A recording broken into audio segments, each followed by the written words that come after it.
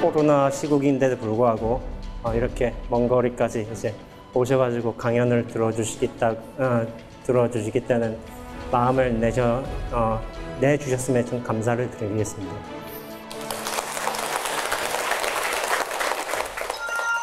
불교의 수행은 저도 불교 수행을 했고 불교의 수행을 기반으로 해서 어떤 가르침을 제 나름의 방식으로 펼치고 있지만은 불교의 수행은 2600년의 장관 정통을 가지고 있습니다. 그리고 84,000 법문이라고 하잖아요. 그만큼 다양한 방편법을 잘 갖추고 있습니다. 그리고 위대한 선지식들이 많죠. 세상에 깨달은 사람이라는 사람 많지만은 불교에 깨달은 스승만큼 많을까요? 어떤 불교의 어떤 시스템만큼? 저는 그렇게 많다고 생각하지 않습니다. 근데 불교에 깨달은 스승이라고 해도 똑같은 말씀만 하실까요? 아니에요. 사람의 인연마다, 지역마다, 어떤 개인의 살아온 방식마다 다른 방식으로 말씀하세요. 이것을 가풍이라고 부릅니다. 그 가풍에 맞게끔 들어가면 된다고 생각을 하게 돼요. 근데 요즘 세상에는 이제 윗바사나라는 수행 정통도 있었고, 아니면은 다른 수행 방식들도 좀 생겨나고 있어요. 지금 뭐 선어에서 윗바사나 수행하시는 분들도 많은데, 저는 윗바사나 수행도 좋다고 생각을 합니다. 저는 선 수행을 했지만은. 왜냐면 선이 좀 진입장벽이 어려워요. 제가 느끼기에는. 이먹고의 사실 원리는 되게 단순한데, 어떤 최상등기 수행이라고 이렇게 말씀하시고 하는데, 그만큼 좀 들어가긴 어렵다고 생각을 해요. 윗바사나도 저도 좋다고 생각을 합니다. 그래서 전 선택지가 많을수록 좋다고 생각을 하겠고, 자기 인연과 경험에 맞는 수행법과 스승들을 찾아 나서면 더 좋다고 생각을 하고 있습니다. 그래서 저는 그것을 용인해주고 있지만은, 불교는 검증된 방식이라는 거예요. 되게 안전한 방식이기도 하고, 그런 어떤 잘못된 길을 가는 것에 대한 어떤 점검도 비교적 잘 마련되어 있습니다. 그리고 전국 각지에서 이제 어떤 불교의 가르침을 이제 펴시는 분들 많이 있어요. 저는 여러분들 알고 계시지만은 이제 그런 분들께서 다 좋은 가르침을 펼치고 있다고 생각하기 때문에 거기서 한번 이거 좀 아니다 싶으면 한번 딴 데 가보기도 하고 자기에 맞는 방식들이 있을 수도 있거든요. 이를테면 윗바사나 이렇게 수행하시다가 이렇게 하시다가 어떤 분 20년 하다가 뭐가 없는 거예요. 이게 도대체 내가 왜 없지? 내가 모질한가? 이렇게 생각하셨던 거예요. 그러다 어떻게 선 딱 하신데 딱 하다가 한 번에 확 바뀌신 분들도 계세요. 이거였는데 이렇게 하신 분도 계시다는 거예요. 뭐가 분명해진 거예요. 그런데 그러면은 야, 이 스님이 진짜다. 이건 가짜였다라고 말할 수 있을까요? 아니에요. 그 20년간 노력한 게 있었기 때문에 한 번에 뭐가 만날 수 있었던 거예요. 헛스승은 없습니다. 자기 인생에 다 필요했던 스승들이에요. 스승들. 그러나 인연법은 좀 다를 수가 있다는 거예요. 다 필요했는데 그렇다면 이 스승은 진짜고 저게 가짜냐. 수행법의 문제가 아니라 자기 스스로의 진정성의 문제예요. 저는. 진정성의 문제만 잘 갖춘다면 결국에 스승을 찾게 되고 깨달음으로 돌아가게 되어 있습니다. 진정성의 문제지 이 방식의 문제 아닙니다. 제 생각하기는. 그래서 저는 선을 가르치기도 이제 선에 소속돼 있지만은 제 나름식으로 정리한 선에 관한 이제 개인의 경험들로 약간 구체화하는 이제 경험들을 얘기를 해요. 저는 선에 있지만은 제가 제 책 읽어보신 분들 중에 이 봄바람이라는 글을 보셨던 분 계실 거예요. 기억나신 분 계세요? 봄바람? 책을 잘. 예, 봄바람에 관해서 제가 이 얘기를 해볼게요. 이런 글을 썼어요. 자유롭게 하늘을 나는 새가 부러웠던 사람이 있었습니다. 어느 TV를 보니까. 저 새가 부럽다는 거예요. 하늘을 나니까. 그러나 그 앞에도 한가로운 봄바람이 불고 있었다. 그 봄바람이 벚꽃도 떨어뜨리고 꽃향기도 실어다 놓았다. 그런데 그는 보지 못했는가? 그 새 사실은 봄바람 타고 있었다. 이것이 확 와닿을 분도 계시고 안 와닿을 분도 계시다고 생각을 해요. 그런데 다음 어록을 보겠습니다. 봄바람입니다. 한 스님이 물었다. 흰 구름이 자재로이 논일 때는 어떻습니까? 봄바람이 곳곳마다 한가로이 부는 것만이 하겠느냐. 조주록에 나오는 말입니다. 조주록 53페이지 설림고경 총서입니다. 저 이 경구 보고 조금 약간 무슨 느낌을 받았냐면은 조주록 이를테면 1000년 전이라고 해봐요. 1000년 전의 스님도 똑같았어요. 뭐냐면은 저 구름이 부러운 거예요. 구름이. 구름은 어디든 자유롭게 날아다니잖아요.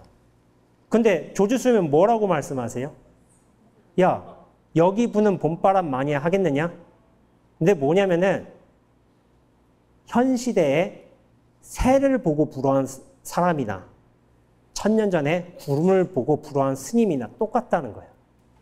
근데 뭐냐면 이 스님이나 사람은 뭐냐면은 대상에 집중해 있어요. 대상에. 저 대상에. 아, 나도 저 대상이 되고 싶은데. 근데 그 대상은 될 수가 없잖아요. 애초부터. 근데 거기 간에서 본질을 말씀해 주시고 계신 거예요. 야, 봄바람 불고 있지 않느냐. 저 구름 봄바람 타고 있어요, 지금. 너 앞에도 봄바람이 불고 있는데 왜 저 대상을, 눈앞에 있는 봄바람을 못 보고 왜 대상을 그리워하느냐, 이 말씀이신 거예요. 앞서 말하자면은 봄바람이 불고 있어요. 근데 봄바람이 벚꽃도 떨어뜨리고 꽃향기도 실어다 주고 있는데 왜 그걸 못 보냐고. 전 그 말씀을 드린 거예요. 저 새도 봄바람 타고 있는 거예요. 봄바람의 자유를 누르고 있는데 봄바람이 내 앞에 펼쳐지고 있는데 왜 대상을 그리워하느냐. 그래서 제가 이것에 대한 설명을 처음 해드립니다. 제가 안 했어요. 근데 제 주장이나 제 글들의 근거는 사실 어록에서 많이 옵니다. 근데 저는 이 어록이 현대화된 방식으로 사람들한테 표현할 수 있다고 생각을 해요. 왜냐하면 보편의 요소가 있기 때문에. 저 때도 대상을 갈망하는 사람들은 여전히 있었습니다. 스님이라 하더라도. 근데 그 본질에 관해서 말씀해 주신 거예요. 조주 스님은. 그래서 저도 이 꽃향기를 맡고 있지 않느냐. 벚꽃이 날아왔지 않느냐. 이 알 수 없는 전체에 대한 인식으로, 전체성으로 돌아간다면은 이 자유의 일들이 눈앞에 드러난다는 거예요. 자기 중심에서 자기의 실체화가 강할수록 대상이 그리워집니다. 자기의 실체화. 내가 여기 있다. 이것이 나다라는 관념이 강할수록 대상이 그리워지고 집착하게 되고 욕망하게 되고 그렇습니다. 그러나 자기 실체화가 넓어질수록 대상의 집중도도 떨어져요.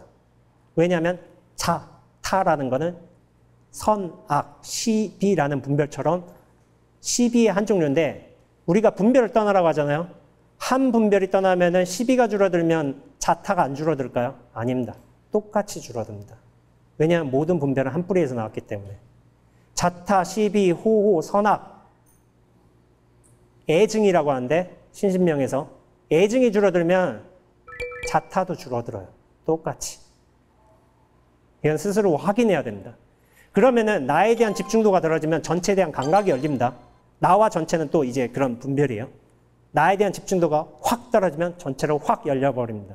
이거를 이제 이런 경계를 통해서 뭐 우주와 하나가 됐다 뭐 그런 식으로 표현하기도 해요. 근데 대부분은 그런 과정들이 깨달음의 순간들이 일시적으로 오게 됩니다. 그것이 짧게 오는 경우도 있고 전체로 길게 오는 경우도 있어요. 어떤 그 여운이 길 수도 있고 짧을 수도 있습니다. 저 같은 경우에는 10대 때부터 이 과정을 줄곧 거쳤습니다. 제가 수행을 한 건 아니에요. 그러나 이 과정을 줄곧 거쳤기 때문에 이런 궁극의 진리가 뭘까? 나는 왜 이렇게 불안으로부터 계속 떨어져야 하는 제 존재 자체가 좀 불편했던 거예요. 계속. 이런 뭐가 잘 되면 좋죠. 그런데 그러진 못했어요. 그래서 그런 혼란들을 많이 겪어야 했던 것 같아요. 그런데 이 전체로 탁 펼쳐지면 이게 진하다. 아, 이 전체성이 진짜고 이건 가하다라고 하는데 진정한 진리는 가하를 버리는 게 아니에요. 다시 가하로 돌아오는 겁니다. 힌두교식으로 말하자면. 이 가하명, 여러분도 가하든지 세상이 가하라든지 제가 세상이 가짜 같다는 느낌을 엄청 많이 받았는데요. 어렸을 때부터. 근데 이제 이게 정리가 안 돼서 그런 건데 이 나 역할로 다시 돌아와야지만 그게 진정한 어떤 깨달음의 본본입니다. 왜냐하면 이 인연법은 흐르거든요. 계속. 인연에 따라서 고정된 게 없이 흐르는데 어떤 것에만 고정되지 않으면 다양한 인연법에 적응할 수도 있는 거예요. 그것이 불교의 가르침입니다. 어떤 시부도 같은 경우에 여기 시부도가 없지만 시부도의 제일 마지막에는 뭐냐면은 입전수수란 말이 있어요. 입전수수. 8단계가 사실은 이제 깨달음의 끝이에요. 근데 9단계에서는 이제 반본환원이라고 해서 뭐 새가 노래 부르고 뭐 꽃이 피고 뭐 이런 표현이 돼 있어요. 근데 10단계에서는 뭐냐? 입전수수라고 해서 입전이란 게 저작거리, 시장에 들어간다는 거예요. 그래서 수수, 손을 내민다는 거예요. 사람들을 위해 이제 법을 펼친다는 거예요. 전통적인 해석으로는. 깨달은 사람이. 근데 저는 그렇게 해석하지는 않아요. 이제 제 도반 스님이 물었는데 어떻게 되냐고 하니까 그러니까 공부의 끝이 어떻게 되는 거야 라고 저번에 묻더라고요. 그래서 제가 이렇게 말했어요. 도반한테. 중생되는 거야, 중생. 부처되는 거 아니라고, 중생되는 거라고. 이렇게 말했어요. 근데 이제 단서를 달죠. 온전한 중생이 되는 거라고 얘기했어요. 근데 그 도반 충격받았어요. 아, 공부 되게 잘하는 도반이야. 공부 되게 잘하고 수행 막 10시간 앉아버리고 막 그래요. 저는 막 졸고 막 이런데. 근데 되게 잘하는 도반인데 중생되는 거라고. 왜냐면 우리는 부처된다는 걸 너무 당연하게 생각하잖아요. 이 공부의 끝은 부처되는 거라고. 근데 그러면 시부도에 왜 부처가 되면 왜 저 저작거리 왜 들어가겠어요? 중생되는 거래요, 중생. 근데 휘둘리지 않는 중생, 분별로 빠지지 않는 중생. 그러나 분별에서도 자유롭게 사는 중생. 그게 아니겠어요? 분별을 벗어나는 게 아니라 조건을 벗어난 게 아니라 조건에서도 자유로워야지 그게 진짜 자유 아니겠어요? 저는 그게 우리 수행의 마지막 귀결점이라고 생각을 해요. 분별 안으로 들어가는 거. 거기에서도 휘둘리지 않고 오히려 사람들과 동화할 수 있으면서 영향을 주면서 살 수 있는 게 수행자의 어떤 궁극적인 역할이 아닐까. 그래서 저는 분별로 들어가기로 말하기로 하고 그렇게 제가 들어간다고 생각을 해요. 그러나 느끼시는 바는 다르겠지만 거기에서도 좀 걸림이 사실은. 걸림이 없어야 되고 그렇게까지 공부가 순수되어야 된다고 생각을 하고 있습니다. 자, 불교에 갇히지 말아야 된다라고 저는 주장을 많이 합니다. 불교는 제도와 종교와 형식이요. 믿음이고 신행생활이고 근거입니다. 근데 저는 진리는 이름도 없고 모양도 없고 방법도 없습니다. 오히려. 근데 이것이 구체화된 형식으로서의 종교에 갇혀버린다면은 다른 사람과 교류할 수 있는 가능성도 사라져요. 근데 저는 이 영성과 진리가 훨씬 중요하다고 생각했습니다. 근데 또다시 반복하지만 영성과 진리가 중요하지만 가장 좋은 방식은 전 불교라고 믿고 있어요. 당연히. 그러니까 이렇게 승복 입고 다니고 있고 법당에서 법을 설하고 있고 이렇게 그런 거예요. 그렇지만은 어떤 이런 불교에 갇히지 말라라고 가장 직접적으로 말한 게 어떤 금강경의 그런 것 같아요. 금강경에 보면 직비 시명이라는 구절이 계속 반복되죠. 많이 보셨겠지만. 근데 이거는 불교에다도 적용시켜도 맞습니다. 직비불교, 시명불교. 어떻게 보면 자기 부정의 극한을 통해서 자기의 정체성을 드러내는 유일한 종교가 저는 불교라고 생각을 해요. 정체성을 두지를 않는 거예요, 아예. 그런 꼬투리조차 남겨두지 않음으로써 오히려 그 진정성을 드러내는 게 좀 불교라고 생각해요. 이 선문에 이런 말이 있습니다. 백척간도에서 한 걸음 더 나아가라. 그때서야 너가 진정한 불교를 만나는지 깨달음에 도달하리라 이런 말들이 있어요. 백척간도라는 아주 고결하고 높은 위치가 있습니다. 거기에선 다 보이겠죠. 명백하게 다 보이고 이것이 제일 좋은 위치고 그런데 거기서 한 걸음 더 나아가래요. 이렇게. 그럼 어떻게 되겠어요? 죽게 되잖아요. 백척간도라는 죽어야 사는 거예요, 사실. 한 걸음 더 나가면 허공을 만납니다. 허공을 만나는 게 제식으로 표현하면 전체성으로 돌아간다는 거예요. 거기에는 기댈 바가 없습니다. 백척간도는 그 장대 위에 서 있잖아요. 기댈 바가 있잖아요, 여전히. 근데 기댈 바저 없으면은 허공으로 돌아가게 되어 있습니다. 허공에서 벌어지는 다양한 인연법에 따라서 다양한 역할을 행할 수 있는 겁니다. 왜냐하면 고정된 바가 없기 때문에 인연에 따라 다양한 역할을 받아들일 수 있기 때문에. 그래서 저는 이제 기복에서 자기 수행으로 가는 시대가 이미 펼쳐지고 있고, 여기에서 잠깐 자기 수행으로서의 기도를 어떻게 수행해야 되는가. 사실은 이 글은 몇 년 전에 써놓은 거예요. 사실은 써놓은 건데, 다시 한번 소개를 드리자면은, 우리는 보통 수행을 할 적에 뭐냐면은, 불단에서 이렇게 수행을 하고 할 적에 많은 분들께서 뭐냐면은 기도문을 갖고 있잖아요. 아무래도. 그리고 당신들께서 바라시는 바가 있을 거 아니에요. 제가 망월사에서 이제 영산전에서 기도를 할 적에, 나안전에서 기도를 할 적에 대부분 기도하시는 보살님 앞에는 어떤 바람문이 있어요. 원이 있는데, 이제 조금 좀 안타까웠던 게, 대부분 지원증, 수험 합격표, 수험표 이런 거 있었던 거예요. 그러니까 이게 분명한 목적이 있는 거예요. 분명한 목적이 있는데, 저는 그러시려니 하지만은 이제 간혹가다 저한테 기도문을 이제 써달라는 분들이 계세요. 어떻게 기도해야 되겠느냐. 그럼 제가 보살님들께는, 아무래도 보살님들이 많으시니까 딱 한 가지 기도만 드려요. 뭐냐면은 어떤 구체적인 게 아니라 아이를 잘 보살피는 엄마가 되겠습니다. 이거 딱 하나만 드려요. 근데 여러분들이 이제 불교에서 이렇게 수행한다 하시지만은 아직은 기복의 문화가 주되기 때문에 어떤 욕망의 거래로서 하려는 분들도 많이 계신 것 같습니다. 근데 저는 조금 제가 좀 선언해서 일하기도 하고, 선언해서 정정하기도 하고, 어떻게 보면 수행이란 게 일상화되어야 된다는 주장을 하고 있기 때문에, 제 입장에서는 어떤 구체적인 내 아들 서울대 들어가게 해주세요, 의대 시험 합격하게 해주세요, 이런 것보다는 다만 내가 해야 될 수행의 어떤 본분만 반복해야 된다고 믿고 있는 사람입니다. 이를테면 영산전 기도를 하는데, 100일 기도를 하는데, 이를테면 공양미 100석을 낼 수도 있고, 내가 하루에 3,000배 수행을 할 수 있고, 그러면은 이렇게 해서 서울대에 합격해 주세요라고 한다면, 이건 일종의 부처님한테 거래하자는 거잖아요. 나 이렇게 열심히 하고 있으니까 내 아들 어떻게 해주세요. 그리고 이것이 수행이라고 할 수 없는 게 대상으로 향해 있어요. 내 아들의 합격. 이런 걸로 향해 있단 말이에요. 그런데 수행이란 건 자기 자신으로 돌아오는 행위입니다. 나에게 집중하는 행위고.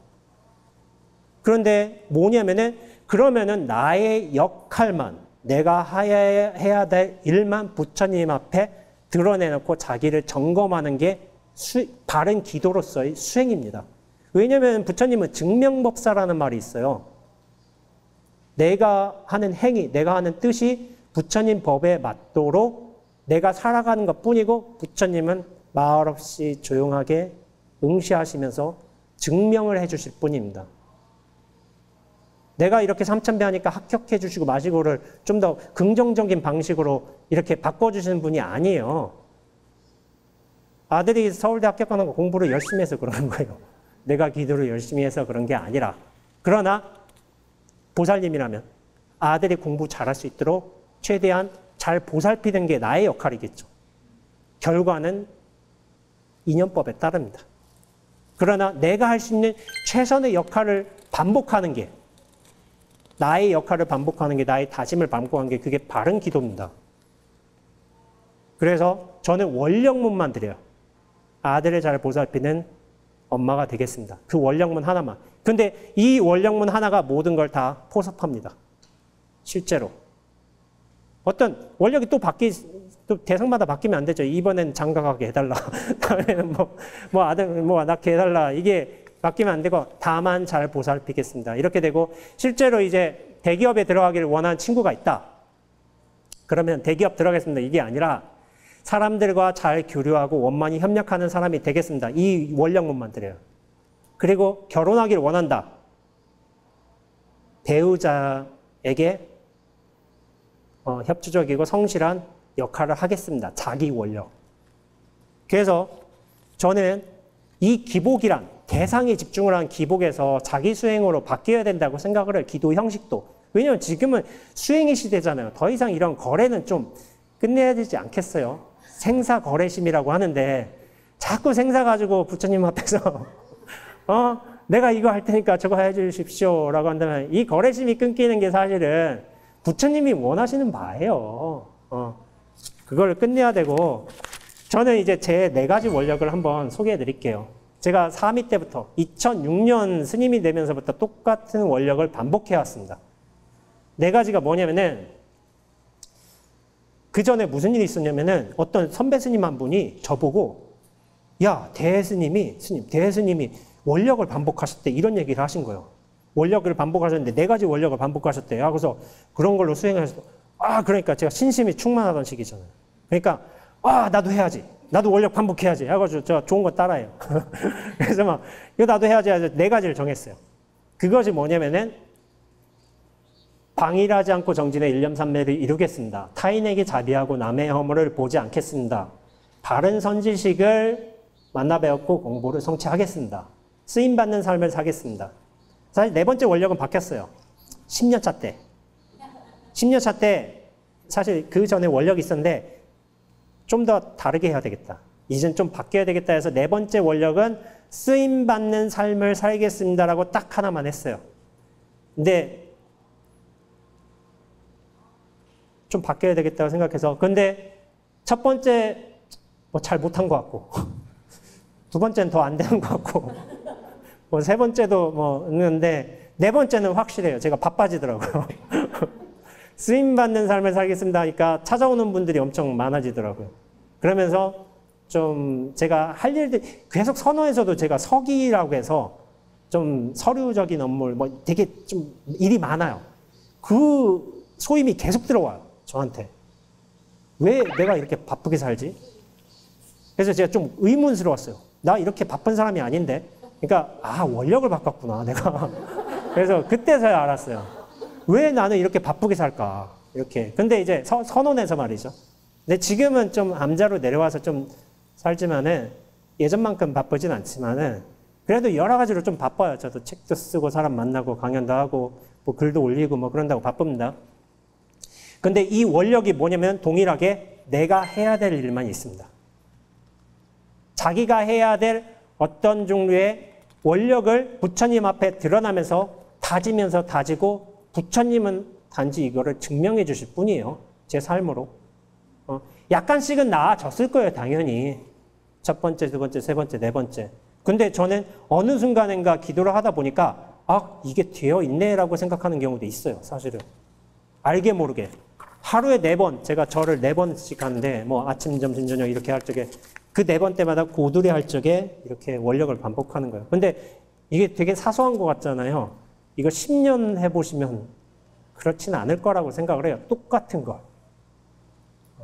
저는 이 원력을 굉장히 중요하다고 생각하고 있습니다. 이 원력의 힘으로써 어떻게 보면 제가 지금까지 승려로서 잘 살아올 수 있었고 이렇게 여러분 앞에 설 수 있다는 생각을 하기도 해요. 이 원력은 전 바꾸지 않을 겁니다. 죽을 때까지 할 거예요. 자, 이제 자만심과 자신감에 관해서 한번 말씀드려 보겠습니다. 지금까지 제가 계속 말씀드린 겁니다. 불교만이 진리인 것은 아니지만은 불교는 진리에 도달하는 가장 수승한 통로이다. 불교만이 진리다라고 한다면 이건 자만심이에요. 잘못하는 거예요. 착각이고. 그러나 여러분들 이제 여기 불자님들이 많으시겠지만은 불교가 진리에 도달하는 가장 수승한 방법이란 거를 저는 그렇게 믿고 있고 여러분들도 느끼실 거라고 생각을 합니다. 스님들 같은 경우에 이제 불교의 전문가가 될 게 아니라 제가 볼 적에는 영성의 전문가가 되어야 될 필요가 있다고 생각을 해요. 영성이란 건 우리가 불성이라고 표현을 하지만은 이 영성이란 건 보편의 요소잖아요. 보편의 요소가 다른 문화와 다른 종교 전통, 수행 방식에서 이런 식으로 표현이 됐구나라고 알아차려야지 했지 이를테면은 선을 모르면 선문답을 안 하면은 이게 진리가 아니다. 선은 문화입니다. 문화.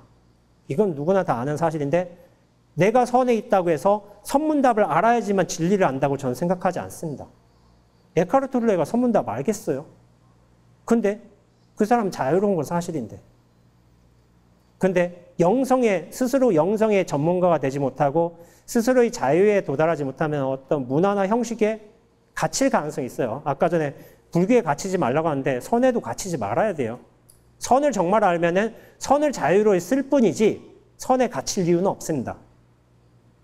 선이 이런 방식으로 드러났구나 하는 걸 오히려 이해하게 되면서 그쪽에서 그 입장에서 생각해 줄 수 있는 것이죠. 불자님들 같은 경우도 불교에서 여러 수행법이 있을 겁니다. 기도라는 것도 이를테면 내 원력 기도 같은 것도 훌륭한 기도예요. 어떤 내가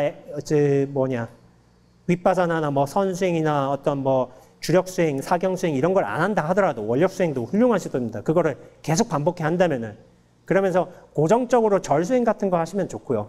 내가 어떤 종류의 수행 방법을 선택하고 거기에 대해 책임을 지고서 나아가실 필요가 있습니다. 그래서 스스로 안목이 넓어지면은 그 인연법 따라서 또 다른 수행법이나 스승을 찾아 나설 수도 있고요.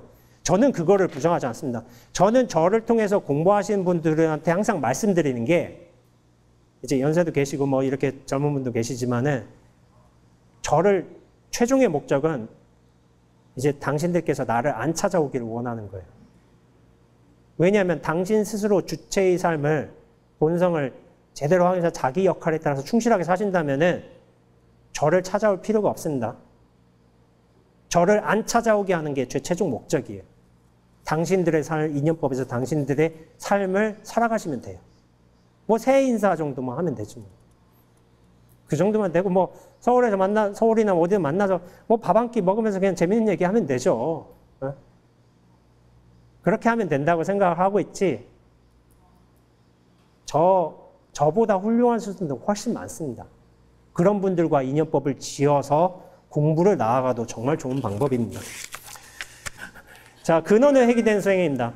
근원에 회귀된 수행이란 건 코로나라는 이제 주제를 가지고 제가 이렇게 특강 요청을 받았지만은 저는 코로나가 중요하다고 생각하진 않아요.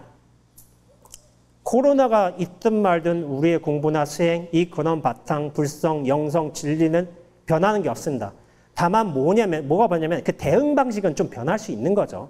우리가 유튜브로 뭐 수행을 하든 어떤 비대면 접촉으로서 저렇게 밴드 라이브로 이제 그렇게 영상을 보든 이런 방식은 변할 수 있을지언정 그 근반이 되는 기본이 되는 영성의 철저화라든지 깨달음의 어떤 그런 바탕이 그게 변할까요? 그건 변하지 않아요. 숭산 스님께서 그 60년 전에 이제 일본 뭐 홍보본에서 이렇게 펴시고 뭐 50년 전에 뭐 미국에서 펴시고 하는 게 그 기반이 된 건 깨달음이자 영성이자 그 깊이였지 그 방식의 문제 아니에요. 상황의 문제 아니고. 근데 현지화에 잘 적응하셨던 거죠. 상황에. 우리도 지금 코로나를 통해서 이렇게 비대면 접촉을 하고 있고 이렇게 영상 강의를 하고 있지만은 그래도 가장 중요하게 생각해야 될 것은 이 공부의 기본이자 바탕이자 깊이이자 이해입니다. 이걸 철저히 하셔야 돼요. 대상과 현상은 우리가 시기상에 미국이든 어디든 바뀌지만은 상황이든 코로나든 그러나 진리의 보편은 변하지 않습니다. 그래서 제가 종종 말씀드리는 게 눈앞을 만나라고 말씀드려요. 눈앞을 만나라고. 근데 이게 조금 이제 이해가 안 되시는 분들 계실 수 있을 거예요. 눈앞을 만나라는 게 무슨 말이에요? 근데 저하고 왕래를 오래 하신 분들께서는 눈앞을 보세요. 근데 눈앞을 본다는 말이 좀 이상한데 눈앞은 눈으로 볼 수 없고 눈앞은 앞도 뒤도 없습니다. 그냥 전체의 안목을 얻는 거를 눈앞을 본다라는 말을 하는데 우리는 눈앞에 어떤 대상물에 집중하잖아요. 아까 전에 봄바람처럼 흰 구름이 불었고 저 새가 불었고 봄바람은 눈앞의 상징이에요. 봄바람은 이미 불고 있어요. 저 새도 봄바람 타고 있고 나도 이 눈앞에 허공으로서 어떤 인연법으로서 존재하는 것이고 꽃잎도 날아오는 것이고 그런데 이 눈앞을 보지 못하면은 나의 어떤 실체성, 존재성으로만 집중이 돼가지고 어떤 고통과 번민이 나올 수밖에 없습니다. 모든 나라는 실체성이 좀 사라지는 거예요. 실체성에서 사라지면서 그런 거가 없어지냐? 아니에요. 인연법으로 존재해요. 인연법은 변합니다. 자유롭게 존재해요. 오히려. 그거를 무상과 무주를 통해서도 얘기할 수 있습니다. 예전에 법륜 선생님이 이런 말씀하셨어요. 어떤 학생이 질문했어요. 스님, 저 문제가 있어요. 왜? 뭐가 문제인데 하니까 저 꿈이 없어요. 그러니까 법륜 선생님이 뭐라고 하셨을까요? 좋겠네. 무슨 꿈이든 꿀 수 있으니까. 이게 그 학생한테는 약간 이해가 안 됐을 거예요. 이게 뭐냐면은 무슨 꿈이든 꿀 수 이게 법의 이치에 맞는 거예요. 이게 제가 말씀드리자면 무주인데 어떤 한 입장만 고집하지 않는다면 다양한 입장에 다 들어갈 수 있어요. 법륜 스님이 말씀하신 게 물론 이 학생한테 직접적으로 뭔가 확 와닿을지는 저는 그렇게 생각하지는 않아요. 근데 준비가 돼 있다면 뭐가 확 와닿아요. 이 학생이 준비가 돼 있다면. 근데 법륜 스님은 법의 일면을 보여주신 거예요. 이게 무주예요, 무주. 꿈이 없으면 어떤 꿈이든 꿀 수 있다. 이거 대단한 말이에요. 근데 이게 법륜 스님이 하신 말이 아니라 말이시기도 하지만은 법이 원래 있는 거예요. 그걸 그렇게 표현해 주신 거지. 무주예요. 어떤 한 입장에 머무르지 않으려 한다면 모든 입장에 다 들어갈 수 있어요. 무상이란 것도 그렇습니다. 우리가 여기 연세 지긋하신 어르신들께서 많이 계시지만 무상이란 게 옛날 내 과거에 이렇게 잘 나갔는데 이거 뭐 다 사라지고 이거 이런 식으로 무상을 쓰시는 분들도 어떤 다른 분들도 계신데 저는 무상이란 게 굉장한 가능성의 열림이라고 보고 있습니다. 어떤 한 상황에 머무르지 않는다면은 상황은 새롭게 변하잖아요. 다채로운 가능성이 열리는 계기가 바로 무상 때문이에요. 뭐 잡으려고 해요. 잡으려는 마음을 놓아버리면 무상은 새롭게 펼쳐지는 거니까 얼마나 새로운 기획이겠어요. 이 학생도 그렇죠. 뭘 잡으려고 했죠. 하나의 꿈을. 잡으려는 마음을 씌워놓으면 다양한 것들을 잡을 수가 있어요. 오히려 인연에 맞게. 그 무상과 무주라는 게 결코 부정적인 용어가 아닙니다. 굉장한 가능성을 보여주는 용어인 거예요. 그러니까 우리가 무라는 것에 집중해서 그렇게 생각한지는 몰라도 진공묘유라는 걸 아마 많이 들어보셨을 겁니다. 진공. 제가 지금까지 전체성과 어떤 인연으로서의 온전한 노릇이라는 말들을 많이 표현했는데요. 텅 빈 전체성으로서의 회귀가 진공이고 인연에 따른 노릇으로서의 흐름을 묘유라고 제가 표현을 합니다. 진공묘유. 이 전체성의 안목을 얻고 묘유, 다만 이러한 인연에 이렇게 존재를 하면서 역할을 하고 활동을 할 뿐입니다. 그러나 이 진공을 떠난 적이 없고 묘유는 벗어날 수가 없습니다. 그런데 이 가능성이 새롭게 열리는 것에 원만히 적응할 수 있다는 거예요. 진공묘유는 우리 삶의 존재의 방식을 표현해 준 거예요. 어떤 진리의 어떤 고결한 상태에 돌아가야지만 이거 진공묘유를 아는 게 아니라 우리 삶이 원래 그렇다는 거예요.